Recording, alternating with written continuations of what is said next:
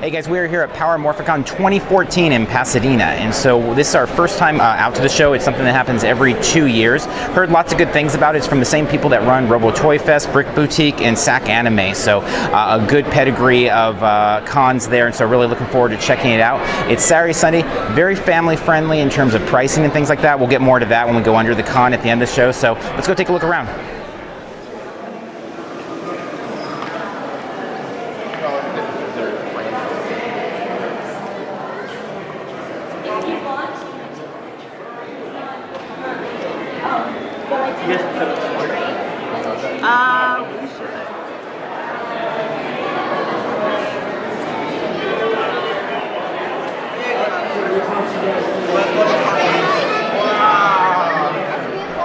Alright, so in a quick run through the floor real quick this morning, we found a lot of good deals there. Really a big emphasis on the actors themselves, and so obviously it's something like a PowerCon or Power Morphicon, these shows that are very specific galley, where they're all about a very specific type of show or genre. A big part of the experience is bringing the actors out, and so looking, I would say about 70% of the hall is the actual actors, and the actors are very friendly and being outgoing, taking pictures, autographing prices, good all the way around there. Ton of cosplay, so you'll see that in a couple of minutes when we go through, but a lot of cosplay, obviously all Power Ranger oriented, but some really unique and creative ways. There is a costume contest in the evening, or a cosplay contest in the evening, so a really good environment if you're a Power Ranger fan to see all those cool things that you grew up watching on TV. In addition to that, it's cool, a show this size, you don't always see it, but Bandai's here, Tamashii Nation is here, Stylin' Online is here, and so some of these shows that are, some of these companies that you only see at the bigger conventions are all here, and they even have some of their exclusives. So exclusives at Bandai sold out quickly this morning, been popular. Heard lots of people talking about what they're going for on eBay, so if it's something that you're looking at the next time around, definitely something to be early. But it's nice to see, again, such a very specific type of show, and a smaller show here in the Pasadena Convention Center. You know, they're not known necessarily for being able to attract the big type of talent like that, but because this is the official Power Morphicon, you know, the official Power Ranger convention, people come from all over the world for it, definitely brings all the talent out. And so let's go take a look around the floor.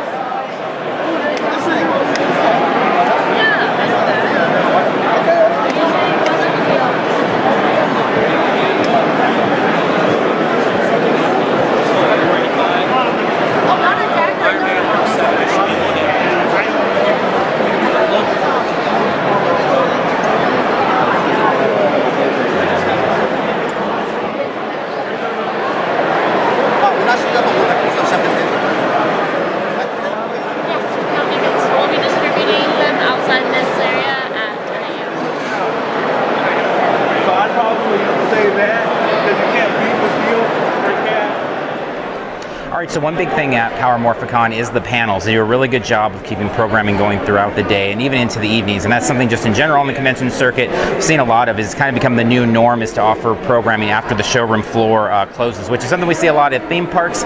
Makes a lot of sense. You know, the theme parks know the last thing you want to do is let the guests leave, because when the guests leave, they may be leaving money on the table, but they're also leaving that immersive experience. And I think that's the thing, as we see in the conventions, it's not so much about making money after hours, because it's things like video programming, costume balls, things like that, but it's more about keeping people in the experience and making it a full weekend. You know, a lot of people at a show like this are traveling from far away and making this a full, you know, Friday, Saturday, Sunday thing. And it's cool that after the show closes at 6, can grab dinner, come back and have programming going till 10 o'clock at night or whatever it is. So big panels. You can see a big line behind us here. This is for the original Mighty Morphin Power Rangers Season 1 group of stars that they have here. And so people are super excited.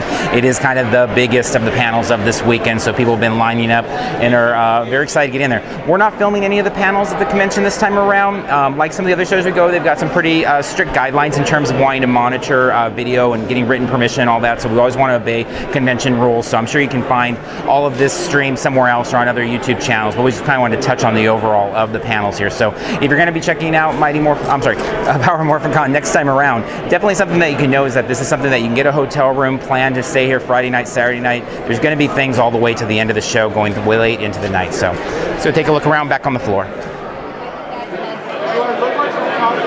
Yes.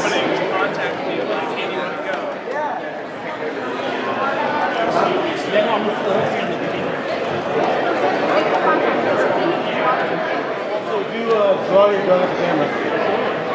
Draw your gun now. All right, so we have wrapped up our day at Power Morphicon, and it has been quite a fun day. And like all of our conventions, in case this is the first time that you're tuning in, what we always wrap up with is an Under the Con, and that's where we literally go under, usually in a parking garage somewhere, and so we're in the car, and that's kind of where we wrap up our thoughts, just, get away from the craziness of the show and kind of wrap up and go under the hood, really, of what the convention was, what we saw, themes, what we picked up, and kind of how that shows things about the show. So for us, this is a really unique show because I do not collect anything with Power Rangers, and I collect just about everything. But I don't collect that, and it's one of those slippery slopes because it collects so many things. You open the door and grab one figure, and all of a sudden there's hundreds of them, and I know that all too well with everything from Star Wars to G.I. Joe and He-Man and everything else. So that being said, I stayed away from buying too much there in any of the ways, but I did pick up a couple really cool items, and it kind of hits on some things there, which these bases, so here we've got the fire, and here we have the water effects, and these are to go with action figure kind of display sets by Bandai. They were showing them at the Tamashii Nation booth, and then I also picked up the Brock kind of structure base as well, and so I picked those up. I'd known about them for a while, and I was really excited to see Tamashii Nation there and Bandai, and I think that's something about the show that's important, is just the fact that this is a very specific convention, a smaller show, and the fact that they have Bandai wanting to come there and help sponsor and do the lanyards. I mean, the fact that the show has lanyards is awesome, and so it says a lot about the show, the integrity of it, the acclaim, the fact that people travel from so far to get there. A lot of really cool things about that. And then CS Toys was there, and they're handing out these figures, and so that was just kind of a cool little thing to pick up as well, which really hits on just a really good group of vendors there. Although most of the show is the actors, the vendors that were there were really cool, good prices, solid people, very nice all the way around, and that was something kind of heard from several people attending the show, is just how cool everybody was there and just how easygoing and into it was. And that's, I guess, how I would kind of wrap things up in terms of going under the con. Is this show is all about a love fest, and I mean, it's clear that the people that run the show, Scott Zellner and his team, I mean, they really love the property. They love the fans, and they take care of them. And like their other shows, Robo Toy Fest, Brick Boutique, they really take care of families and kids. The pricing is really awesome. I mean, $25 for a day, $60 for the weekend. Kids 12 and under free. I mean, and then they're giving you so much for that money, And so the idea that you could come down there, get your 3-day tickets, and just have full entertainment from morning to late night for 3 full days. I mean, it's a really immersive experience and an awesome con, and I'm really excited about it. I know it's been, I believe, an every every 2-year thing, and I am really looking forward to it. I'm looking forward to hearing the date and putting it on our calendar and making it, a consistent part of our con calendar each time that it's out there. So kudos to that team for all their hard work and all the great stuff they did, and definitely high recommendations for people to check it out the next time around. So until next time, we'll see you in line somewhere.